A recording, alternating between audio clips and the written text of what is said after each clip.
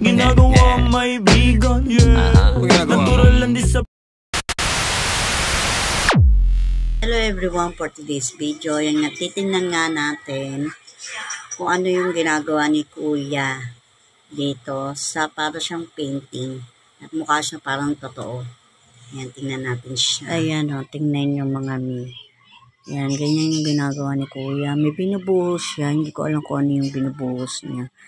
Ayun o, magmumukha yung kala mo totoo talaga siyang tubig at saka totoong isda. Hindi ko alam kung anong isda po. Nakalimutan ko. Ang galing nga ng pagkagawa niya dyan eh. O, tingnan nyo. O, diba? Kala nyo talaga totoong tubig. Ang galing. Tapos ito naman, bato siya mga mi. Ayan, tapos para siyang bubutasan niya sa gitna. Ayan, binubutasan siya. Ayan. Tingnan nyo kung anong mangyayari dyan. Ayan, ganyan pala yung paggawa ng magandang klaseng paso. Ayan o. Mukha na siyang paso, diba?